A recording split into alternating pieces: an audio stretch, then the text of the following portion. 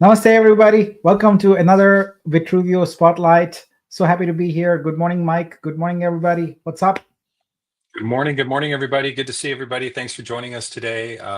Lot of updates to go through today, as well as we'll do some market updates. And yeah, well, let's get into things. How are things going, Nick?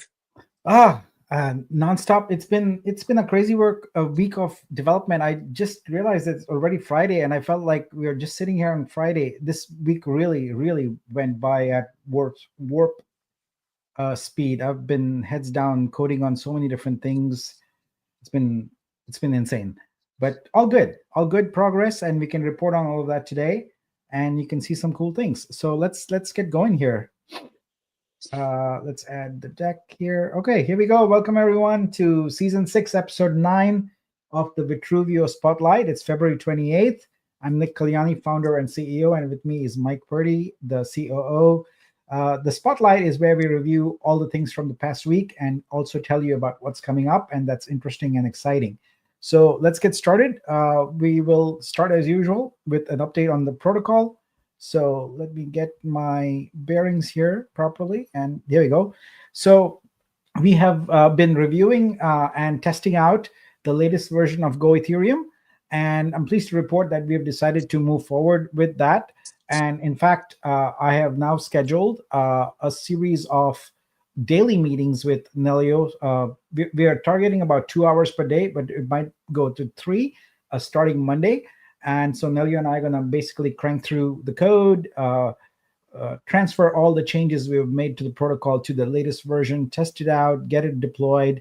And our goal is to bring all new features available on Ethereum that are relevant to us, plus the rebasing to Vitruveo with this thing. So next week is protocol week, basically, is what it's all about. All right. Next up, I am very pleased to report that we have had huge success with Vibe. It is let's look at the live numbers actually here. We are at 1559, right? Oh, 1497. Wow. I cannot thank the community enough. This is just amazing. We are very close to being completely sold out with Vibe, and that means that all 1 million Vibe are then spoken for. Once that's done next week, I'll go through and we'll break it down into denominations, etc., and do a report.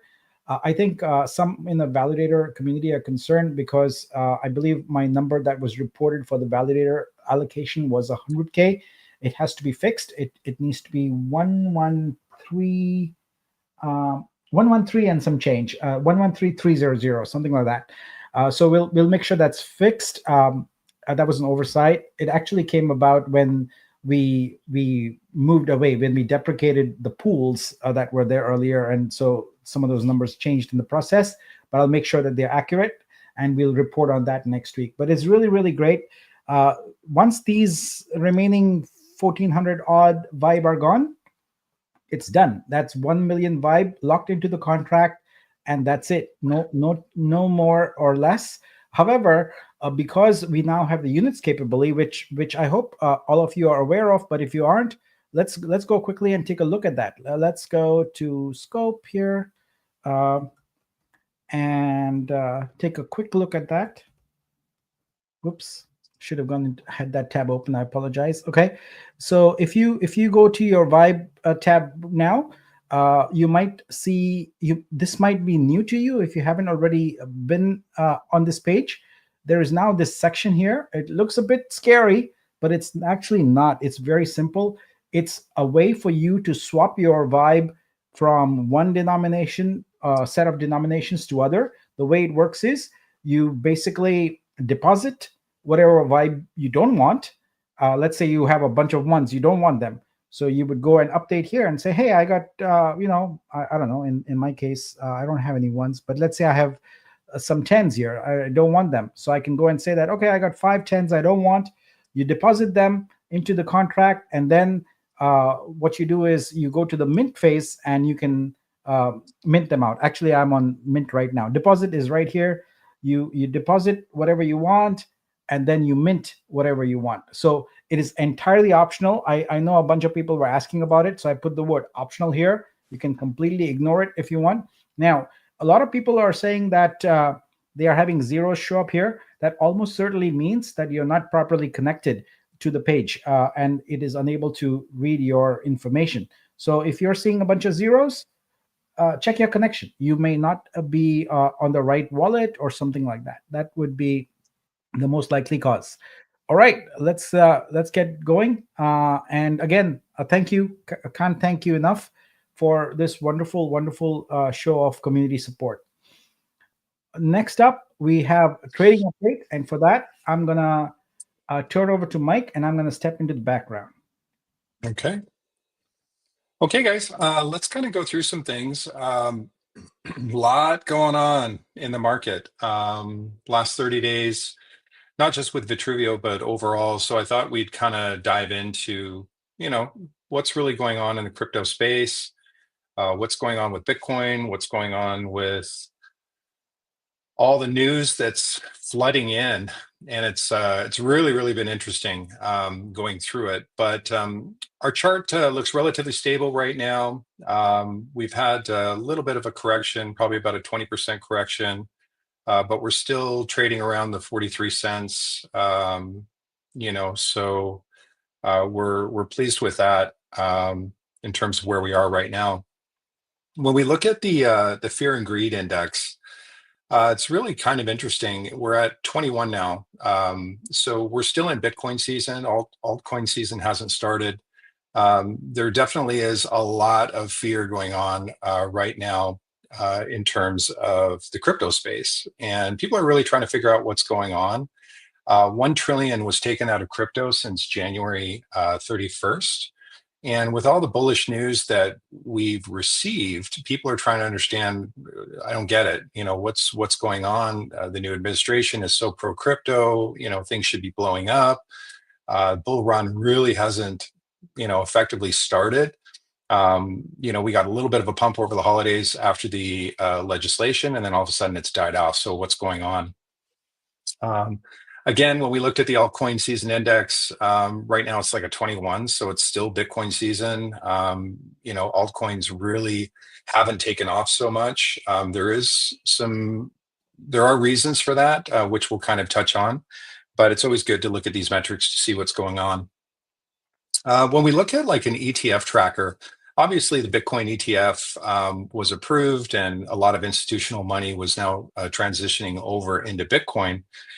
We've seen a minus 347 million outflow of the ETF.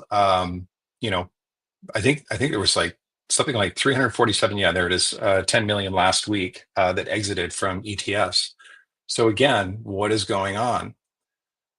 When we look at the crypto market cap, we've got about $1 trillion that's been taken out since December 15th of 2024. So in a couple of months, over $1 trillion has exited.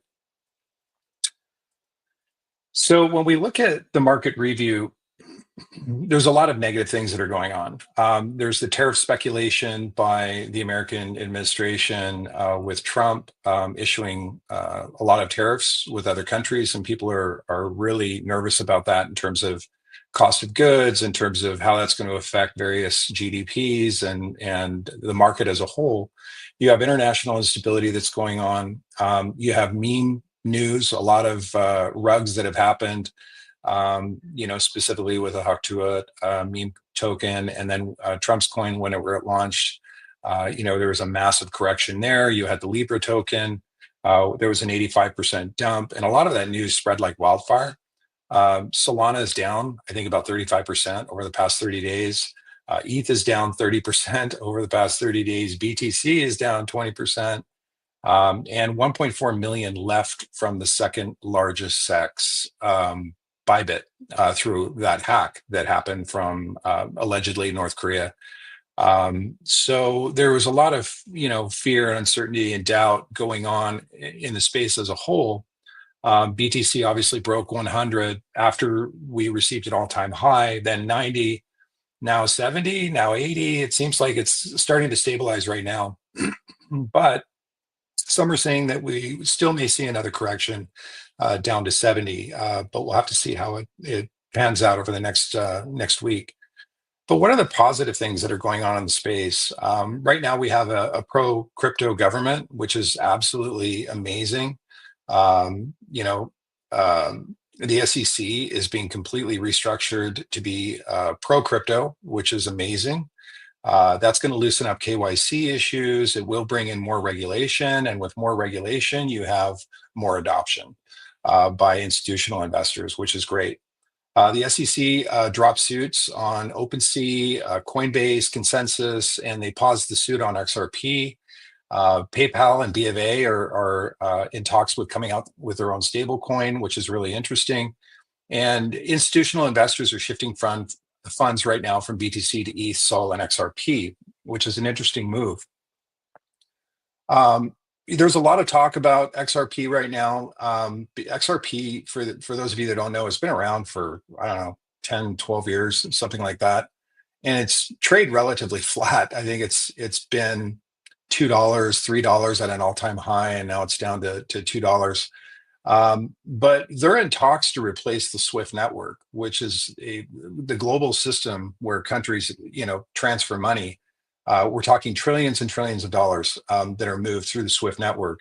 The problem is they're very high fees to move the money, and there's a lot of delays. So the global governments are really exploring XRP as a very fast, secure, safe, and cheap way of transferring global currency. So there's a lot of really exciting things going on in the crypto space as a whole.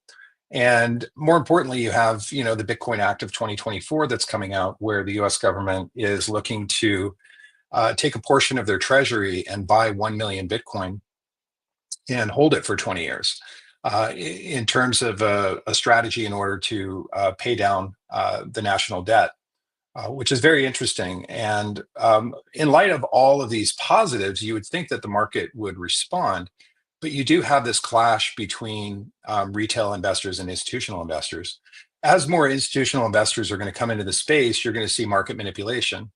When you're talking about billions and billions and billions of dollars in, with BlackRock and a lot of these hedge funds and that are moving these funds, it's very easy for them to basically create a fire sale where they can move money around, create fear, and then come back and then buy, Bitcoin at a discount. And my personal belief is that's what's happening.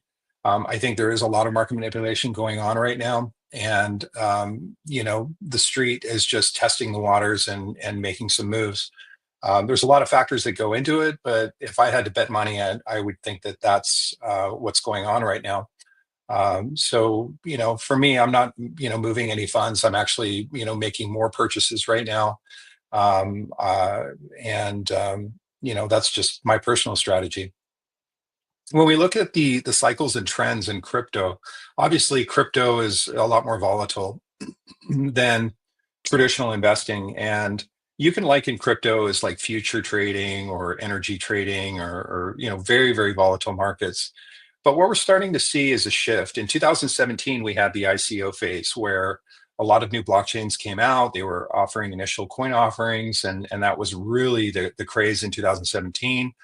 The next cycle, we saw DeFi and NFTs really coming into the space, and a lot of us came in to the crypto space, kind of in that era. So we have this kind of a skewed mentality of crypto investing, that it's very high risk, high volatile. That's, I'm expecting fast money, fast returns, all of this. And what we're seeing is a maturation in the crypto space as a whole, where it's becoming more utility driven, not necessarily speculative. In 2025, what are we seeing? We're seeing AI and crypto with trading, with AI agents. We're seeing real world assets, RWA. We're seeing institutional adoption. We're seeing more regulation, which is amazing. And regulation isn't a bad thing. It's actually a good thing, because it allows companies like VITRUVEO to exist without having to, filter through the Howey test and, monitor every single thing that we're saying, because we really do want to adhere to SEC regs. And we want a free system, and we want to know the rules. It's very difficult to navigate in this space when the rules keep changing or they're not clearly defined by a regulatory body. So this is actually really good news to have regulations so that we know what the rules are, so that we can kind of fall within that place and kind of operate without restrictions or risk of, creating any issues. With the institutional adoption, I told you that we are going to see market manipulation. We are going to see some strategy, game playing, some gamification by Wall Street in order how they move their funds in order to create emotional sell-offs, and then they can come in and buy the bottom. So these are some of the things that we're seeing. What's really cool is institutions are embracing Web3 tech and digital currency as the US dollar value plummets due to debt. So more and more, there's symposiums and closed-door meetings going around the various governments in the world where they're talking about digital currency, and they're really talking about adoption and how can we use this and how can we manage this. And people, President Trump has taken the position that the US government really does need to get involved in digital currency or else somebody else will. So be first, pass regulation, and use the technology in order to fix some of these issues. We're seeing Doge going in and cleaning out the government with just common sense. And it's so easy to hide in the shadows with fraud and manipulation and government contracts, all of these different things. But a bright light chases all shadows, and so it's really exciting to see some of those things. With Wall Street, traditionally when Wall Street needs to invest or do research, like if you're doing a hedge fund and you're trying to put companies in your hedge fund, you're looking at PE ratios, you're looking at earnings per share, you're looking at your PB ratio, your debt to equity ratio. What's your ROE, your price to sales ratio. You have to evaluate all of these companies. With Bitcoin, it's very simple. It's a store of value. There's a limited supply. It's safe, it's secure, it's transparent. And when the supply becomes restricted, now you have price appreciation. It's a very simple model. They don't have to analyze all of these things. So more institutions are starting to see the value in these type of Web3 models and really embracing them, which is great. So we already talked about AI and crypto, RWA, institutional adoption. To me, there's never been a better time to be in crypto. And I'm not just saying that because I'm a part of the core team. I really believe this because we're kind of at the infancy stage. If you guys remember when Google came out, I think it was 97, 96, somewhere around there, when they really started the internet adoption really started taking place, and it really created a new economy. And I really feel like crypto is in that space right now, where we've gone through a testing phase. We've seen what works, what doesn't work. We're starting to understand the technology better. There's more development, more progress headed towards the crypto space, and we're seeing real utility come through. And with that comes simplification. Creating an easier pathway to understanding and onboarding crypto. All of these things are coming. We're going to start to see a shift where wallets really become exchanges. And exchanges really are just going to be for traders, but a lot of the bridging and those sorts of things are going to happen within the wallets. So we're going to see that. We're going to see new security measures in order to prevent scams, and so those are all really good things to come. The last point is we are seeing a shift from high risk DeFi to real utility, and that really is the key. The problem with high risk is, you can make a lot of fast money if you get in first, like a meme token. Let's say you can get in first, build on the hype, sell fast. You can make some money. The problem with real utility is it's slower. Returns are going to be a little bit less, but if you get in early enough and hold it, like let's say Coca-Cola, investing in Coca-Cola 50 years ago, you'd be a multi-millionaire. There is going to be slower adoption, or not slower adoption, slower growth with more utility focused blockchains. We are seeing also a consolidation in the crypto space where people are becoming disenchanted with just fly by night crypto projects. scams, meme tokens, that sort of thing. And now people really are seeking stability, real utility, and that's really exciting. So going to the priority roadmap in terms of what we're working on, obviously, in February we launched or listed our token on February 5th. We're only 25 days here that are listed. We are focusing on treasury buybacks and supply management. As you know, we had a very large airdrop that we're managing, for the OG community or for holders that were kind of the foundation for the community that we built the blockchain on. And we're managing that supply and making it so it's manageable, and we don't have unnecessary sell pressure. So we're working on that. We opened up the DEX for arbitrage with BSC and VITRU. The VITRUVEO exchange is our native SEX, which is trading. That's going well. And obviously there's going to be bugs, and they're working, the dev team of that third-party project, they're working on all of those enhancements. But the feedback that we've gotten is that it's performing really well. And what's next for us, our priority is really focusing on print on demand. Nick and I are really focused on revenue, not necessarily price. I would say revenue and supply are kind of our biggest things that we're focused on. Our minimum viable products, such as the exhibit print on demand, Flix Fund, and our gaming vertical is really the three things that we're super focused on. In terms of priority, it is going to be print on demand first. And Nick is working with the Brazil team in order to really build that out. From my understanding, Nick might be able to clarify this in a little bit, but the frames are starting to be built out. And we do have the vendor who's going to be handling the supply on that. That's going well. And we're working on how all of that is going to fit together within the exhibit platform. From there, we'll then transition into the Flix Fund pitch deck, which we have scheduled to complete by March 15th. TBD, but that shouldn't be a problem having that done. And then we'll go after institutional capital for that particular vertical.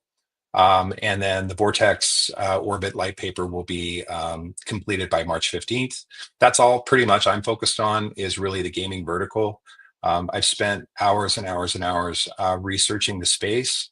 We're really coming out with something different. This isn't just going to be a blockchain game or anything that you've really ever seen before.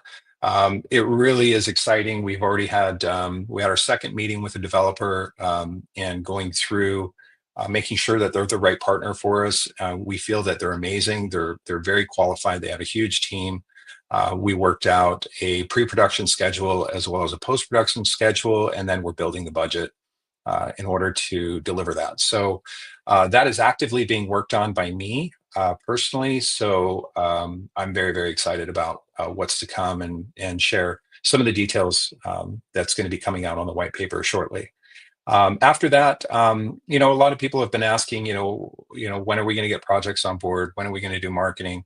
All of those things are important. And, in terms of scaling, it's very difficult to market a blockchain as opposed to a project, an individual project, because, the blockchains, the projects want volume. They want a user base to build. If they're going to make an investment in their project and they're going to put it on a blockchain, why would you put it on VITRUVEO over, let's say, a base or BSC or something like that?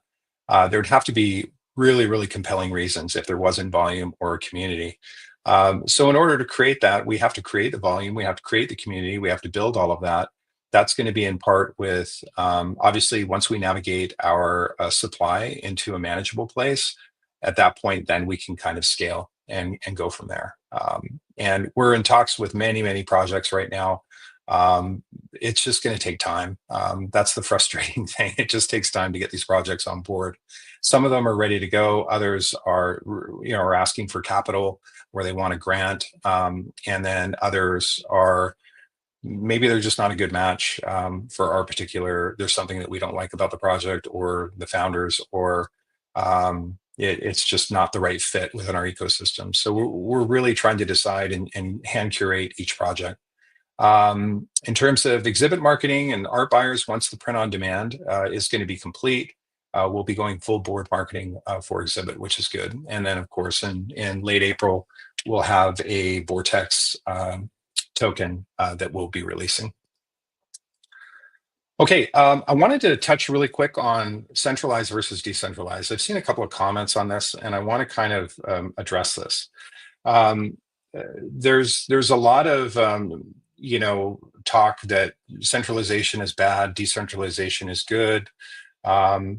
But I wanted to kind of cover this a little bit to kind of discuss how this kind of works in a real world way. So the question is are most crypto projects centralized? The answer is yes, but to some extent. Many projects start as centralized for faster development. So typically when the project is in development, it's highly centralized because they're building it. And they aim to become progressively decentralized over time. Projects tend to be like ones with smart contracts, they tend to be more centralized, whereas a utility or a blockchain, they transition into being more decentralized once they mature. So some DeFi projects claim to be decentralized, but rely on admin keys or core teams for updates. Even Ethereum, Polkadot, considered decentralized, have core teams that propose upgrades, which are then voted by the community. So centralization is not really a yes or a no, it's a spectrum. There are elements to certain blockchains that have decentralized components, and they also have centralized components. And it's important to understand at what stage in development they're in and what parts are centralized and what parts aren't. So for example, Ripple Labs, that team controls most of the supply and the network governance. It's pretty centralized for a blockchain. Binance Smart Chain validators are selected by Binance, making it more centralized. Solana, despite having a huge validator network, Solana Labs plays a key role in governance and the development. The VetChain Foundation governs the ecosystem. EOS, the block produces the government participants and pre-selected, reducing decentralization. So it's interesting when you kind of dive into this idea of centralized versus decentralized. Everybody's using Bitcoin as the standard of all crypto, and in a real world, it doesn't quite work that way. If VITRUVEO today was to go 100% decentralized, that would be the equivalent of Nick and I just saying, "Okay, guys, we're going to turn the project over to the community, guys. You guys decide what to do, and we'll just do what you tell us to do, or we'll put a vote on every single thing, and we get lost into development stalls." That's really the problem with the government, is they have a meeting about everything. That's why we're seeing a lot of interesting traction going on in the US government now, is because you have somebody that's just making decisions. And there's a lot of common sense that gets added to that. But there is a balance, and you need to make sure that you're adhering to that. So when we look at centralized versus decentralized, the spectrum, in the beginning on the left side of this chart here, you'll see, the government would be severely centralized, whereas BTC would be the hero for decentralization. And then you have everything in between. You have corporations, you have VITRU, XRP that are going to be more centralized because they're in development. BSC and Sol, they have centralization elements to them. And then once you cross over to decentralized, chains like DOT, Tron, ADA, Link, Litecoin, Uniswap, ETH, Cake, Sushi, and then BTC, things get gradually more decentralized depending upon their utility and depends on their use cases. So as I said, most projects are going to be pretty centralized during development. And then blockchains, however, become more decentralized as they mature, as volume increases, as their utility increases, as more projects come on board. You can then kind of loosen things up, go more to a DAO model in terms of doing protocol upgrades and that sort of thing. But it just kind of shows that it's kind of a spectrum. It's all over the place. And I think that's what I got. Nick? All right, I'm back. All right, let's move on to our next topic. Thank you, Mike, for that. Very informative and very useful. And I always like Professor Mike. All right, So now let's move on to an exhibit update. So Mike alluded to me giving you a rundown of it, and I am very very excited to do that. So let's go right into our topics for what the update's going to be about. So first and foremost, we're going to see what progress we've been making on stores. There's also a new portfolio feature that I'm really excited to share with you. We're going to talk about our progress we've made on print on demand, as I started off at the top of the hour here talking about how I've been heads down working on it. So myself and the team, we've both been working really, really hard on print on demand, and we have a lot of information to share with you. Also, some critical changes and important changes in the payment currency and workflow. And finally, we're going to talk about a print license pricing model. So first, a sip of chai, and then we can get going. Now, one thing I wanted to say before we get started is I always have to remind folks that we are a community project and we are developing in the open. What that means is we are sharing things way before they are actually developed. Even before the alpha, we share notes, diagrams, mock-ups, wireframes, all of that. And one of the things that many newcomers to Vitruveo do not realize is that when it comes to Web3 art, we've thrown away everything that you see on other chains, and we are innovating from scratch. We've created a very new, a very innovative, and in some ways a fairly complex on the back end, but simple on the front end model. So when we do something like that, there is no manual to follow. There is no map to follow. And as a result, we're kind of learning as we go. And one of the approaches that I like to take is to listen. I listen a lot to feedback. I generally don't respond on Twitter, Telegram, etc. But I am reading things and absorbing things, and also listening to feedback that comes by way of support and things like that. And so we take all that feedback, and then I decide, okay, well, what do we do with this feedback? Generally, there is a broad spectrum of feedback, and so from all that feedback, we have to kind of distill, what's relevant and what's just an individual person's maybe support issue or whatever. What's a broad overarching concern that people have. And so today, what I'm going to show you, especially in the payment and currency workflow, is our response to that kind of feedback. So with that said, let's get going into stores progress first and then dive into it. So as you know, stores is a new feature that we introduced recently. And I'm very pleased to report that lots of people have been creating stores, and it's great to see them. And I thought to myself, well, why do artists get to have all the fun? They get to have their own store with their own name, with all their artworks and all that. I'm like, what about patrons? What about collectors who also do that? So I requested, and the team quickly put together a really cool feature, and I'm going to show you what it is. So when you are working on creating a store, you have the ability to filter and select your artworks, and that's done right here. You can choose whatever artworks you want. And today you will see a new tab here called Portfolio. And so this represents the artworks that you own. So you can put as many wallets as you want here, and then you can create a store that reflects your portfolio. So I am very happy to have this, because now I have nick.exhibit.live, and this is a store that has all my entire collection of artworks so far on Vitruveo. So I believe there's about almost 1,500, maybe 2,000 so far, and it's going quite well. So now this store that it's together, the next thing to do is to add a little play button here, so I can immediately stream that to a device and be able to see my portfolio on a different device. So that is a really cool new feature. And if you're a collector, you can probably do the same thing and use the stores feature to see your collection. This stores feature is very, very versatile. We can do a lot of things with it. I'm really excited for this particular way to look at it. All right, now with that out of the way, let's look at what progress we are making with print on demand. So what I'd like to talk about is exactly how we are going about it. We are fast tracking it completely, and but we still have to do it in an orderly fashion. And so we have divided up our print on demand work into three phases. The first phase is catalog and studio. The phase two is payment and ordering, and phase three is reporting and support.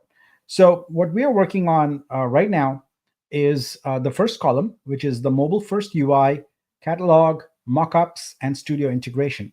So mobile first UI basically means that we are designing everything with a mobile first approach because we are trying to target the customer. And we know that as much as possible, it's more than likely that people are going to encounter Vitruveo artworks in the wild. Maybe while streaming, they see a QR code. Maybe it's an exhibition. Maybe they see an augmented reality display, etc. So we wanted to make it possible to really support commerce first and foremost by mobile, and then with desktop also. Desktop is obviously going to work, but we are emphasizing mobile right now. We're also limiting the catalog that we are going to use. So gelato.com is our provider that we have selected initially, but we keep open the possibility of adding more providers, mixing them, etc. So what we'll have on Vitruveo is really a custom catalog. We choose from which provider, which product we want to use, and how it gets sourced. Very much like, if you look at companies like Amazon, etc., they might use different delivery services depending on where in the world you are, or different fulfillment services, etc. So our Vitruveo catalog is actually going to be a virtual catalog of the products that we choose from the suppliers we choose. And initially, we'll limit our catalog to 5 or 6 items because we really want to make sure that everything works and the whole commerce workflow is very, very smooth. E-commerce is non-trivial. There's a lot of moving parts to it, and we have to get everything right. There is no room for mistake. There's not even room for a tiny mistake. So we have to get it right all the way through to the point where the customer receives their printed package and sees it in their home or office with the quality that they expect. So we need to make sure that from the point they click to the point they receive it, everything goes well. So that's why we're going to start with a limited catalog. We're also going to work on this week on mockups. As many of you know, it's really trivially simple right now for any artist to go to one of these sites. There are so many of these sites that do print on demand and set up their own store. If they have, a few hours to spare, a few days maybe, you can go set up all the products, set up the descriptions, prices, upload your artwork, and get it all done. And then you create a store. The problem is that most artists neither have the wherewithal, nor the time, nor in some ways the business expertise to be able to do that. The problem we are solving is that you don't have to do anything. You basically have uploaded and consigned your artwork, enable the print license, and you're done. So what we have to do is we have to take your artwork and make mock-ups of it in real time, because we can't do it behind the scenes. We have to do it in real time. When someone is looking at your particular artwork and then chooses a particular kind of product, in real time, we have to map your artwork onto that product and make it look beautiful. So what we are doing is we are literally invented a technique that allows us to use green screen approach, which is, as you know, is used in movies, etc., where actors, etc., are filmed with a green screen in the background, and then it's replaced. So this is exactly what you have right now, even with my background with the streaming. So we're going to use that same approach. What we do is we're going to have the products all created with green screen, where the artwork should be with perspective. So angles, shapes, shadows, etc., everything works. And we are going to dynamically in the browser, as someone clicks on a particular product, show that artwork on that product in real time. So that's we are working on the engineering for that. It's going to be pretty cool because it allows us to scale infinitely. We can have thousands of artists with thousands of artworks, and we don't have to generate any images because the images are created on the fly in the browser. And last but not the least, in this phase, we are going to do studio integration. We have to enable print license. We have to educate the artists on how to upload and use high resolution media, because we won't allow low resolution media to have a print license. It's got to look great, and that means you have to have extremely high resolution pixel files for that. So in the coming weeks, we will also talk about phase 2 and phase 3. We'll talk about real-time stock lookup so that you can't order something if it's not available. We'll talk about credit card processing. We're going to use Stripe for that. We will use international Stripe capability, so it doesn't matter what country you're on. It will convert to your currency and do all of that. And then finally, things like shipping, etc. And finally, in phase 3, we'll talk about reporting, because as I said, it's really important that we provide great customer service. So that means for the customers to be able to track their orders, for them to be able to get support. When we have multi-vendors, we can't have them going to different vendors to try and get their support. They'll come to us. We'll be their first line of defense in terms of support. And then things like refunds, cancellations in case they are dissatisfied. And finally, how artists get paid. So we're going to work through all those. And during these spotlights, artists should make a point to attend, because I'm going to walk through each of these things in detail. Today in particular, we're going to walk through some of the payment and other phases, which are going to be really, really important for you to know and understand. All right. So since we are talking about our steps here with mobile first UI, let's look at this. I have had the team put together a quick video of the progress we have made. Now understand that we are still in development here. This is a very quick mock-up of how we are imagining the mobile first UI. So here we go. So this is, as I said, a look at the buy page. We have an accordion UI where you can select a print, and then you'll be able to choose from different products. We have limited products initially. We have a wall art, which we call display. Then we have some merchandise, etc. We have it looks and feels, it should, like an e-commerce store. That's the experience you're going to have once you select print. And this all comes automatic. If you have a store, for example, using the stores feature, you get all of this automatically for free, nothing to pay, etc. And like I said, this is still work in progress. So everything here is 100% going to change. Just wanted to give you a quick early peek at what we are working on, and to show you the progress we've been making. So it's looking pretty good. I'm quite happy with it. And that was just a quick peek at it. But as we move forward, we're gonna show you more and more. And also, we have always made it a point to show you live on the QA site. So we'll be doing that also. All right. Let's move on to the next. Let's see here. How do I move on to the next slide? There we go. All right. Let's talk a little bit about payments. This is an important topic to everybody, to artists, because let's face it, that's the main reason you are in Web3 art is to make an income, and that's our focus also. We want to make sure that you have long-term income. So let's look at what the model is right now. And the model right now is that the patron buys an artwork using VUSD. So VUSD is the Vitruveo stablecoin. It's worth $1.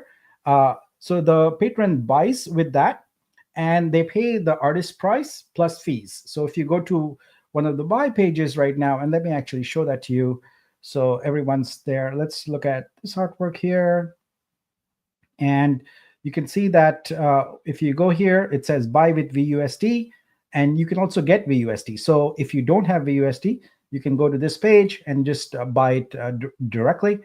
But when you do buy with VUSD, you get taken to this page, and here there's a breakdown. You can see that the artist in this case has priced the artwork at $250. There's fees here. So what are these fees? Well, that's a platform fee of 2%, and that goes straight into Vibe. So if you're a Vibe holder, that's where it goes, and that's about it for the total here. Now, if this had been come from a stack, which is a curated collection of artworks, there would be a curator fee also here that would be added. Now, keep in mind that our model is that the artist always gets what they ask for. So all other fees are on top of that the buyer pays. So that's kind of the model right now. Now, what happens when the patron does buy with the VUSD is that the contract converts the VUSD to VITRU using the current DEX price. So it just looks at our DEX, and whatever that price is, it uses that to convert the VUSD to VITRU, and then it splits it up as many as 3 ways, but certainly 2 ways. The first is the artist's vault gets 100% of whatever they asked for. In the case of the artwork I was just showing you, that was $250. So $250 converted into VITRU is what would be deposited into the artist's vault. 2%, which in the case of the example was $5 in VITRU, would be going to the Vibe contract. And if optionally it was curated, then up to 10%, depending on whatever the curator wanted, would go into the curator vault. So that's what we have right now. So we've been listening to all the feedback. We understand, exactly where artists are on this, and in fact, that is why we are grateful to have the VITRUVEO exchange, because it gives artists the opportunity to for those of you not into long term to really have a short term exit. But let's look at how we are changing the equation now. So in a new model, here's what's going to happen. So when the patron buys the artwork with VUSD, that hasn't changed. The artist gets the base price. That hasn't changed. The fees are on top. That hasn't changed. But here's what happens. The contract will dynamically use different cryptocurrencies based on the target. So what I mean by that is, let's walk down the list of 4 boxes on the right-hand side. The artists, instead of getting paid in VITRU, we deliver VUSD to their vault. 100% of the payment that they are due is delivered in VUSD to their vault. The method of converting VUSD to VITRU by looking up the price on the DEX is still used to convert 2%, that then goes into the Vibe contract. Then up to 10% is still kept in VUSD and goes into the curator vault. So curators also have a vault, except it's not the same vault type as an artist. It's called the general vault, and it goes in there.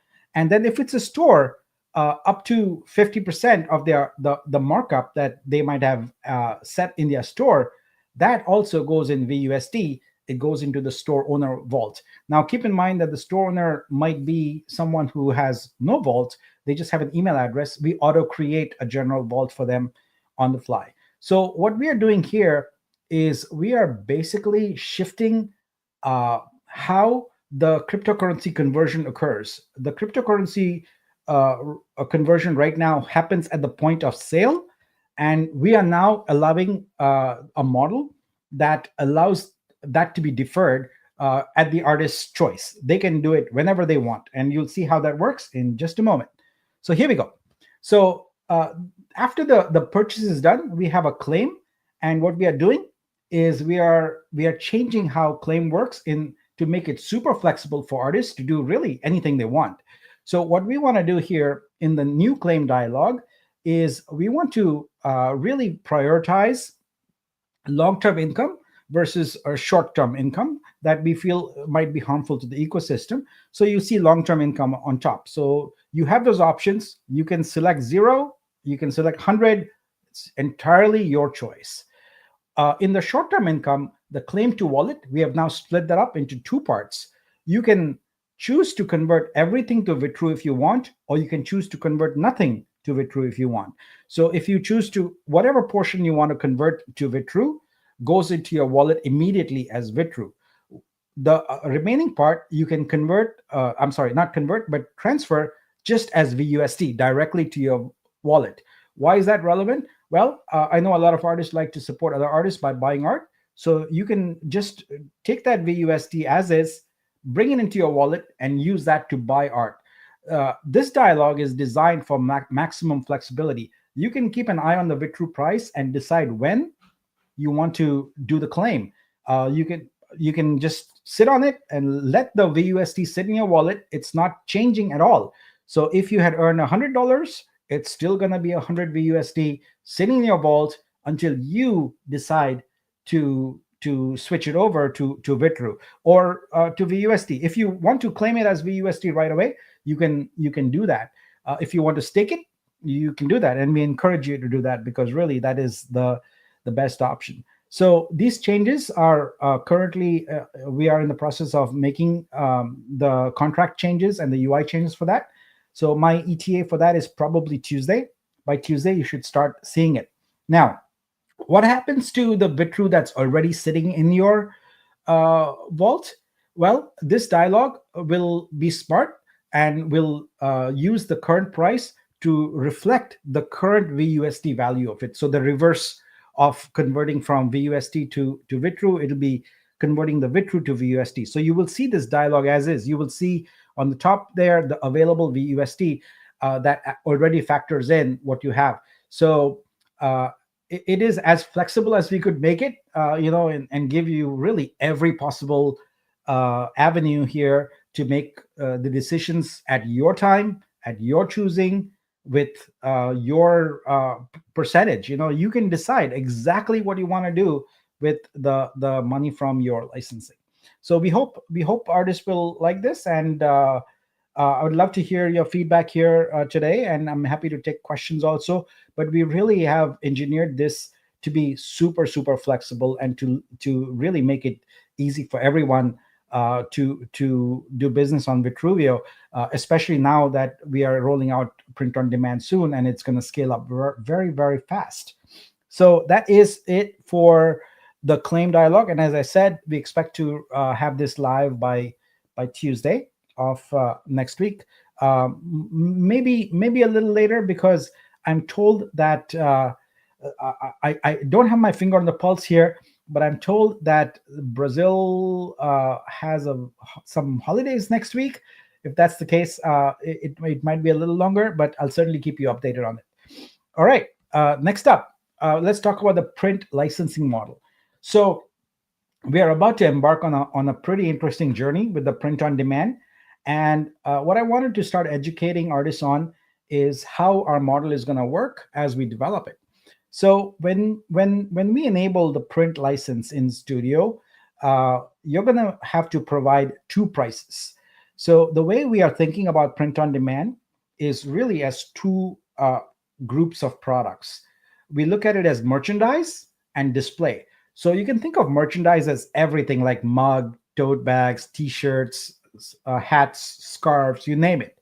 And then a display.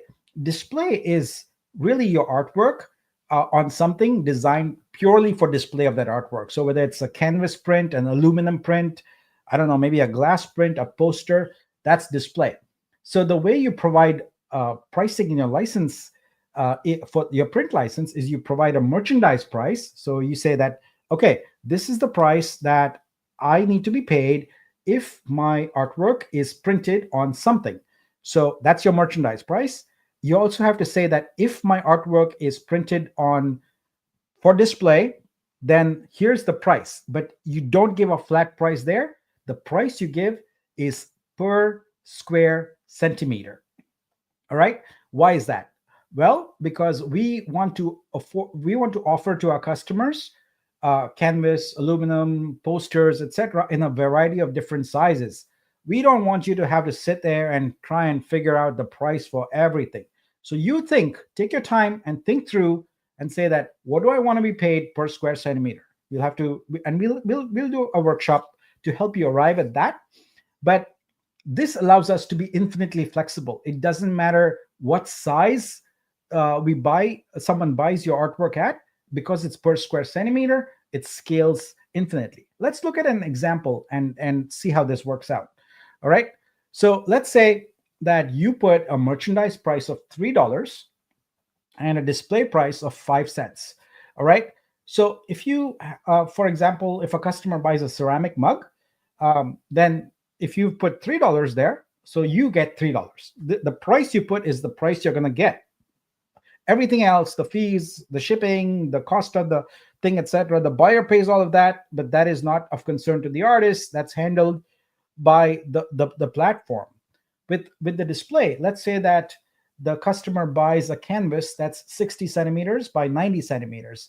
I'm using centimeters because we are a global audience, and it's about time the United States went metric also, but I can't force that, but I can certainly promote that in my presentation.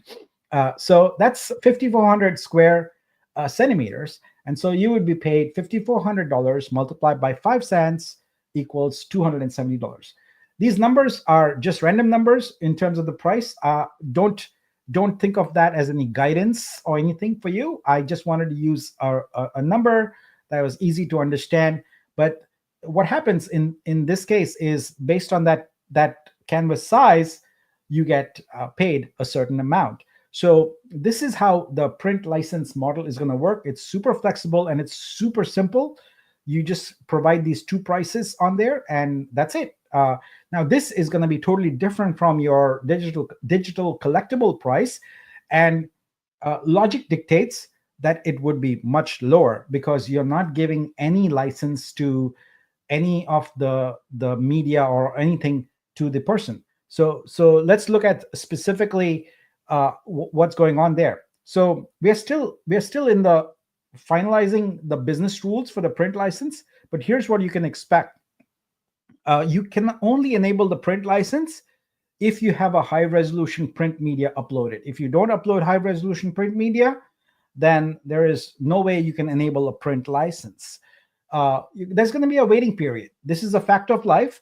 There's going to be a waiting period of 30 to 45 days, and it really depends on the credit card provider. Stripe, in this case, is going to tell us. We haven't gotten to that part yet, but we will. Basically, all credit cards, when you have a purchase, you have something called a chargeback period. That's the period of time in which the buyer can go and refute that charge or cancel it or call it fraud or whatever, a variety of different reasons. So until that waiting period has elapsed, there's not going to be any payment made to anybody because we don't want to be left holding the bag on this. So there is going to be a waiting period, and it will depend on the credit card chargeback period. Once that's expired, then funds start moving. Now, what happens is the buyer, in this case, will get a print license token that is generated, but after the waiting period. So they have received the product, the waiting period is over. They then get an on-chain, essentially certificate of authenticity that shows that they have purchased a canvas print by artist XYZ of artwork, blah, blah, blah, for so-and-so price. That's what they get. It's kind of like a receipt, but it's also a certificate of authenticity, which is on-chain. The buyer receives that product token with their printed product with this license token. It's very important to note that this is a print license. They purchased the product they got, whether it's a ceramic mug or a t-shirt or whatever, is the end product. They're not getting anything else. They're not getting any media file. The media file, the high-res media file you uploaded is behind the scenes sent directly to the print provider. The buyer never has access to it. They do not get a digital collectible token. If they want to get that, they have to buy it separately. We might have a combo license. We have to think about it. That includes both, that perhaps you can discount. But right now, it's two separate things. If you want an NFT, a digital collectible, you buy that. If you want to print, you go buy that. So that's kind of the model we are talking about here. And as we get closer to really going live, we'll have more details, and we'll do flashlights, spaces, etc., to help educate you. So that's the rundown on where we are with print. Things are going really, really well and really, really fast, and I expect that we'll start seeing results here pretty quickly. Okay, now let's move on to our next topic, which is community projects. And for that, let's see. We have a special guest here. Is our guest here? I don't see our guest here. Oh, guest is here. Okay, great. So our community project that we are going to talk about today is Sabong Evolution. And for that, I welcome Garfield. Hey, Garfield, how's it going? Hey, good morning. How are you? Very, very good. What's new? Oh, man, I know everyone's waiting for this. How come I'm looking at myself, look, it looks like I have hair sticking out. How about That's the now? masking, because you have a background. It's masking it.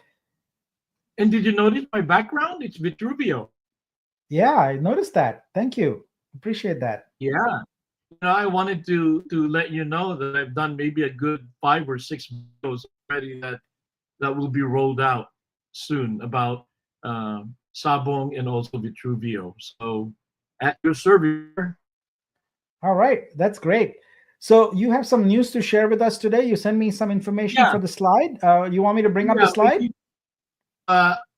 before you bring it up, you Yeah. know, I find it a little funny when we're putting this thing together. I know that I said Sabong channel that we will be doing a scope-like uh, uh, thingy where everybody can see their assets. So I think it's good to go ahead and pull it up now and let's see. Okay. Here we go. All right. Oh, cool. So let's talk about this. Sabong Gee. Evolution today is pleased to announce that Sable Bridge contract is launched today. Okay, so that means Sable X to Vitruveo chain, and then cockpit launch. After going through a lot of arena, stadium, ring, hub, we decided to use cockpit. And I think the first guy would make a comment on this thing is, I fly a bus. He's probably going to go, man, I'm there every day.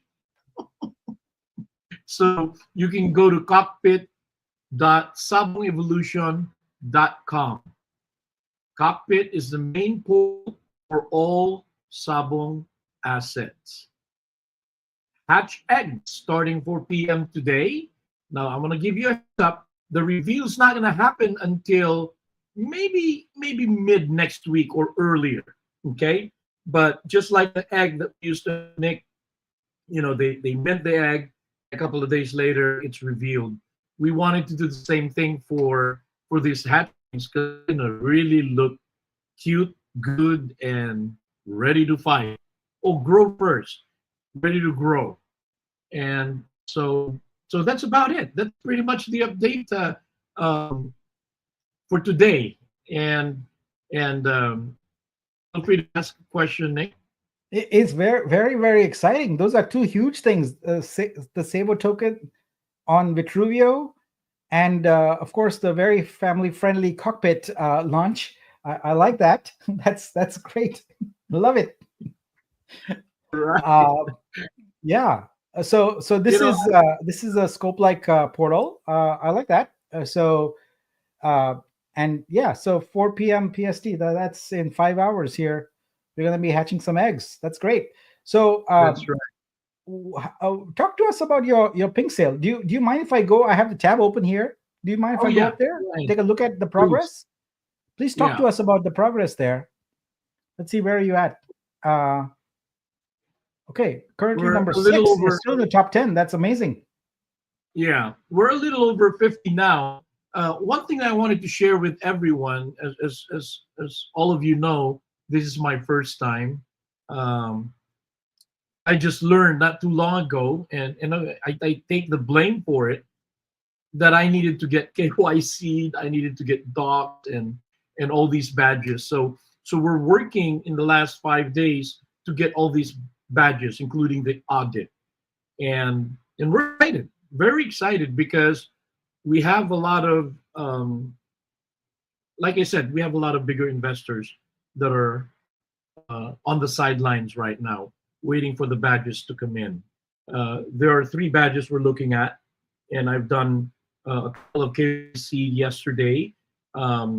We have the Docs badge. For those of you, I'm sure a lot of you are very familiar with Pink Sale, not me. And then the KYC badge, and then the audit badge. So that gives gives all of our investors, the bigger investors. Remember, the goal is to raise the 800. That's that's that's not going to change. That's my goal, is to raise the 800,000 before March 14. So we wanted to make sure that we're doing everything we can on our part, like Garfield creating all these videos that will start rolling out maybe over the weekend, along with the YouTubers, influencers. along with the Facebook ads. We're doing all of those things because we believe that Sabong is really onto something. That's great. the vision of Sabong. Yeah. All right, that's great. I see a bunch of people commenting. Looks like that cockpit URL, it won't be live till 4 p.m. PST, right? Yeah, yeah. Correct. Yeah. Yeah. Okay. Yeah. So right now it will take you to this the pink sale page. That's great. That's amazing progress. And looking forward to all the action, I guess, today and next week. If I remember correctly from your talk last week, there's a bunch of things happening next week, right? Right. Yeah, from the roadmap. That's great. So how are you? How's the community reaction been to some of the things that are going on? Oh well, I'm getting a lot of DMs asking if they can still mint the egg. Asking if can you airdrop a lot of these things. That what I'm considering, Nick, is I've seen the success of what you've done for the community in regards to the Vive, and I think Vive is almost gone. So I'm highly considering, brother, that maybe just maybe I can do something for community with regards to minting these eggs, because like I said, a lot of people are DMing me. Maybe give them an opportunity to mint also, as much as they can. And then, and the best part about this is that each egg comes with 3 Vives when everything is said and done. So as Nick said a while ago, that once this Vive sale is gone, it's gone forever. And it's funny how I created also a video. I'm not going to say the title. I created a YouTube video, I think yesterday or the other day, about this. So, well, you know what? I'm going to say the title now. What's in your wallet? You're gonna get a letter from someone. I thought of Capital One, but I said, but they're not using that anymore. No, they use it. Oh, they still use it. So maybe yeah. maybe the guys in the back will change the wordings on that, because that's what I instructed them to do. The title of this specific video is "What's in Your Wallet," and then I spoke just specifically about Vive. So I'm excited. I really am excited. I thank you. I thank the community for supporting me in being able to do these videos.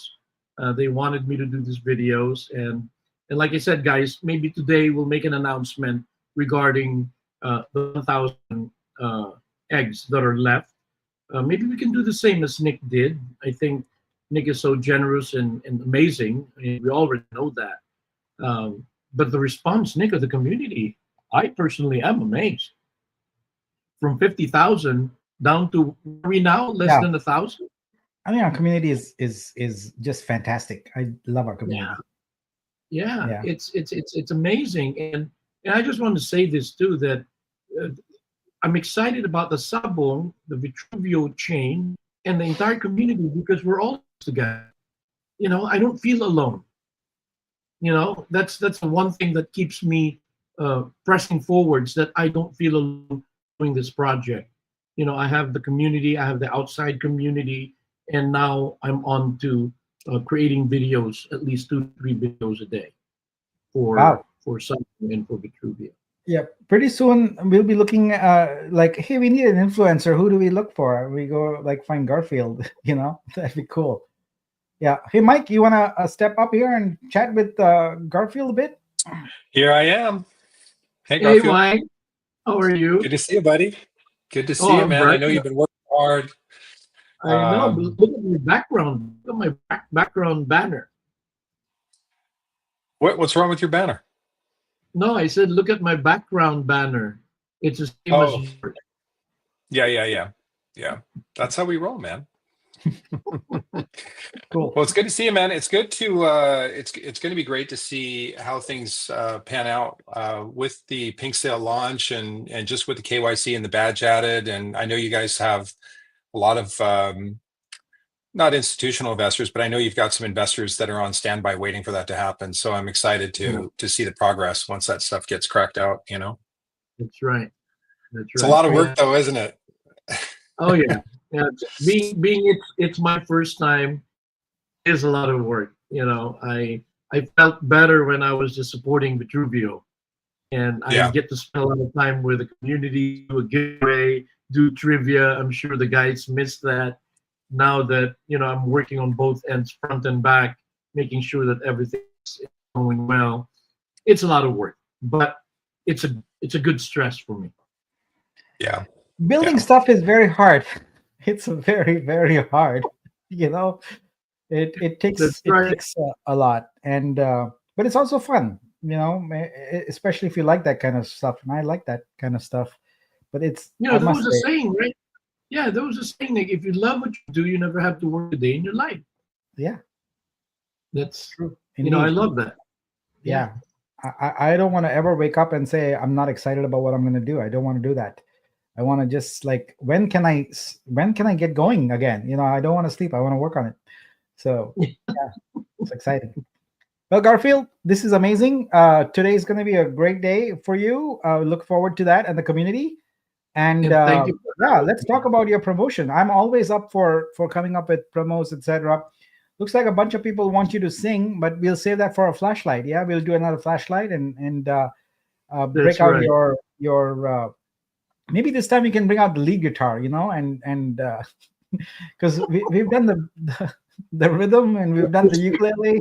Maybe you can do the lead guitar. Yeah. Yeah. Okay, we'll do that. Just kidding. All right. Thanks so much for right. coming here. I appreciate it. Just stick around for a bit. If there's any questions Okay. about your project, we'd love to answer them. But Mike, let's go into questions. Yeah. Okay, Aris, great to see you. Will Vitruveo be registered USA if crypto gets regulated framework for the blockchain?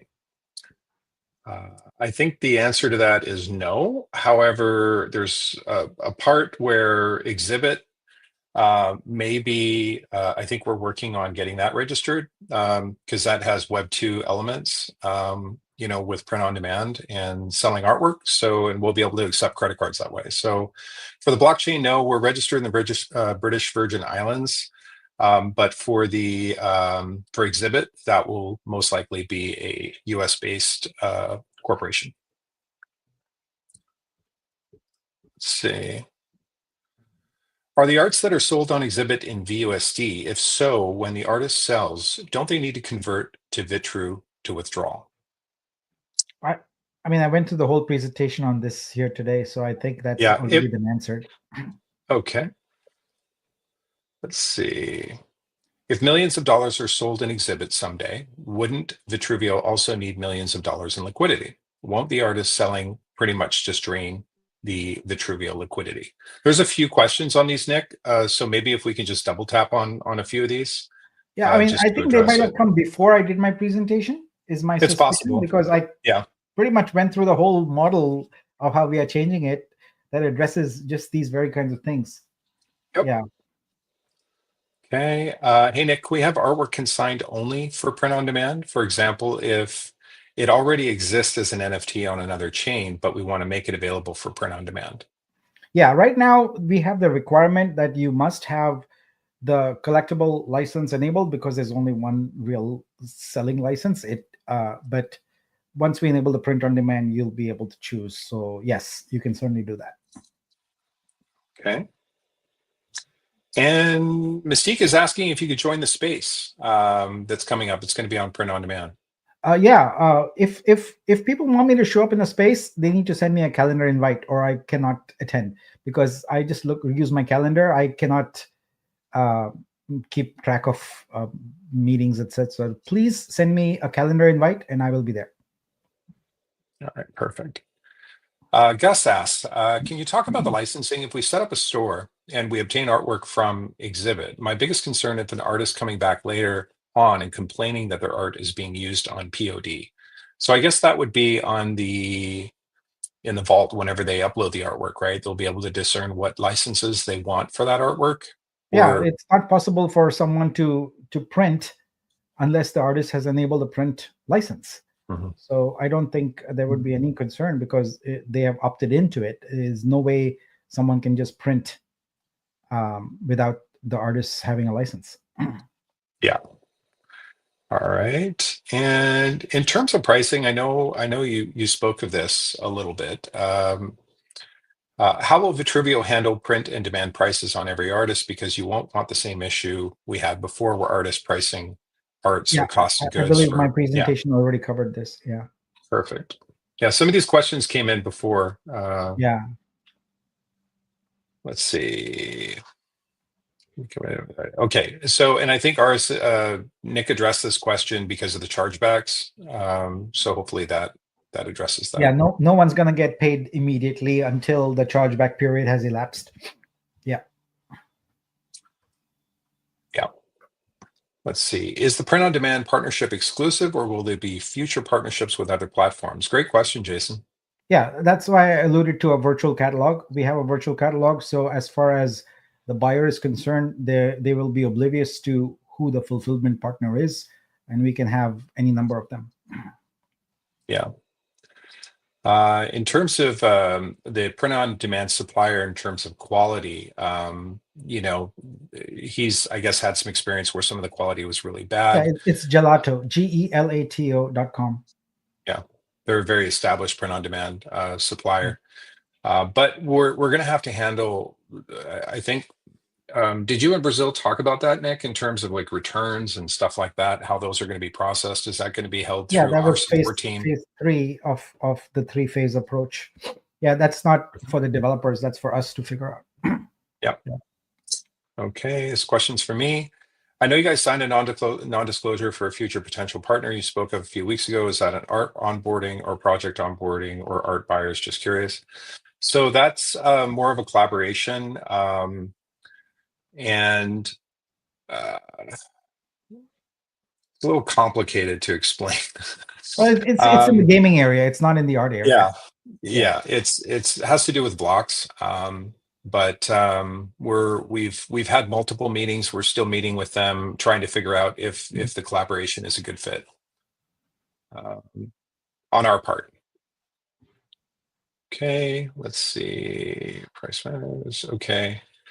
In terms of the actual price on the print on demand, it might even be possible, Nick, maybe on some of the pricing we can put the average price per that product, maybe from other artists, so they can maybe facilitate how to price that particular product, that the average artist prices it for this amount, and then they can either go more or less, and maybe that will assist in determining their price point. I think we can do that. 'Cause I know that can be hard. Let's see. And Tom asked a question, which was again relating to VOSD, and I think your presentation covered that part. So that's what I've got so far. Starred. Let's kind of scroll down and see if we've got anything else. Cash King for Vortex. Yeah, I've already told you I'm working on the white paper on that, and we've already met with the game developers. So I addressed that maybe, I don't know, about an hour ago. So or 30 minutes ago. So just double check and go through the YouTube after it's out, and I go into detail on that. You guys rock. Thanks, Mystique. Thank you. You rock. First available for stake. This question here, is Verse still available to stake for in scope?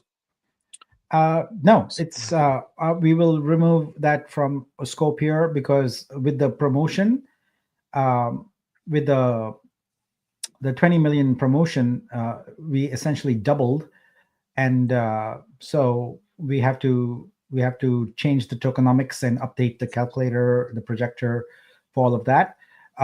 As I think not everyone might have seen the announcement, so just so everyone is aware, the preliminary sheet we put out there, we realized that there were some folks that were not included, so the new sheet will be updated, and that update will have pretty much everyone who staked during the specific block numbers that were referenced there. I don't know them off the top of my head, but anyone who staked in that period will be eligible, and also that includes all the validators, all the artists, everybody who's staked will be eligible. And this is why we put preliminary on the sheet, because it is preliminary, and so we have to now adjust it and after feedback. So we'll do that. Okay, there was a comment from Tina here that viewing exhibit on Android doesn't ever seem to work properly. Tina, can you do me a favor and just pull it up on your Android device and then screenshot it and then send it to me in Discord, and we'll take a look at it and see. We just can't reference that until we take a look at it, but we'll double check. Actually, Mike, if I may, I always like to have support come through the right channels, and the right channel for exhibit support is Telegram. So it should go there so that our exhibit team can it can then flow to the developers versus an out of band request, because that is hard to deal with.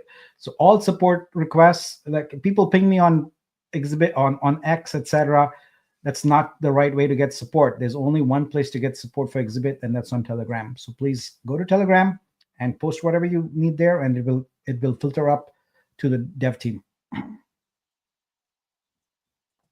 Perfect. Okay, here we go. Bugs Life. Hi, Mike and Nick. Good evening. Is there going to be a new pitch note videos on the website to explain more about the blockchain? So I talked with I've talking with Age about developing some whiteboard videos, both for the to implement the entire ecosystem. So one for the website, one for exhibit, and yeah, but we're definitely working on some whiteboard videos, and he just needs the script, and we're developing the script for that. So we should have an update on that shortly. Protocol upgrade. I think you touched on that. Yeah, right at the beginning, I covered that. So please rewind and watch the stream, and you'll have that info. Yeah, Tom, I skipped your question. Yeah, I just skipped it because Nick answered that in the video, and there's already been 3 people that have asked the same question. But yeah, double check. You'll see the answer. If not, just ping me in Discord, and then we'll be able to help you out. Any news about the VITRUVEO staking regarding Verse, as well as the 3-month countdown starts? I don't have an update on that, Nick. Do you have any reference on that? No. Sorry, I'm trying to go through understand what that means. Which 3-month? Is he talking about like the Verse airdrop, or? Yeah, there's so many different things. I don't have them all readily available in my head, so I'll have to. Did your brain just blue screen? Yeah, I'm like, what is this referring to? I don't know. Okay. That's so okay. it'll probably come to me, and so I'll push it. I'll push a response in Discord. Okay. Yeah. Okay. Sorry, just tell me, man. Feature found out, still play. Any VITRUVEO projects coming to AUA? Tina says, I went through Telegram and was asked to say here. I'm not sure why anyone would tell you that. I'm so sorry. That is wrong information. You should post it on Telegram. Yeah. Sorry about that. We will make sure that everyone is aware that Telegram is the place to post support questions. Yeah. Definitely not ask on the spotlight. Yeah. Yeah.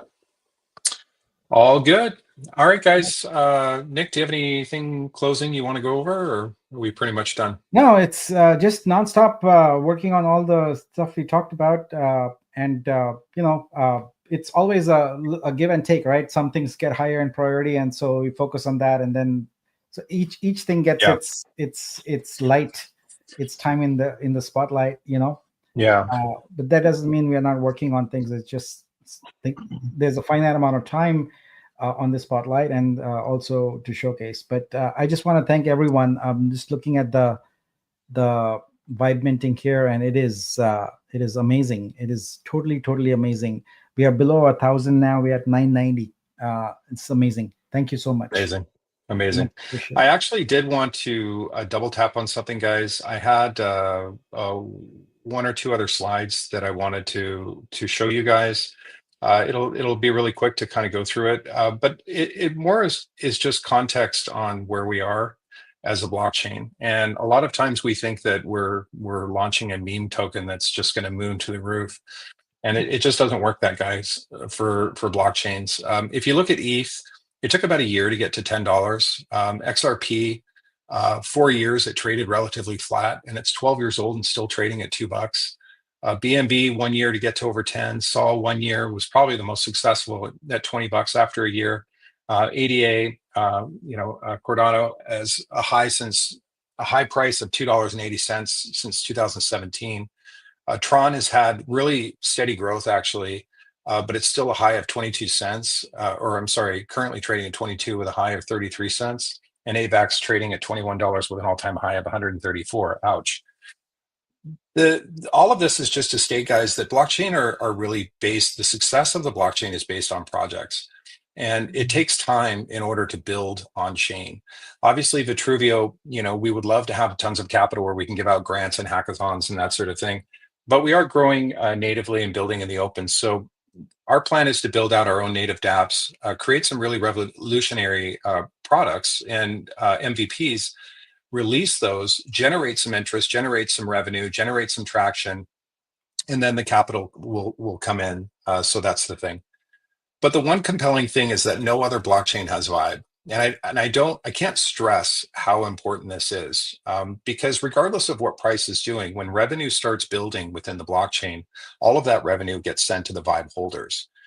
So here, Vibe is our blockchain revenue sharing NFT that takes the stress off trading for profits and drives VITRUVEO blockchain's income from native projects to holders of the NFT pro rata. Vibe is really our secret weapon to our holders, and it is going to be revolutionary once we start generating revenue towards the blockchain. It's going to be awesome, and I'm really super excited about that. But there's only 1 million Vibe in existence. We've got 1,000 left, less than 1,000 left. Yeah. So it's really going to be exciting to see, next year, where the blockchain is going to be, how many projects we're going to have on board, the type of revenue that we're going to be driving. So it's going to be exciting to see, nonetheless. But that's all I've got. Nick, anything else? That's it. Have a good weekend, everyone. Thanks so much. Appreciate all your support. Appreciate your camaraderie and collaboration. And Garfield, good luck with everything today. And we'll love to hear about it next week. Yes, of course. Bye, guys. Great to see everybody. Bye. See you, Garfield. Yeah.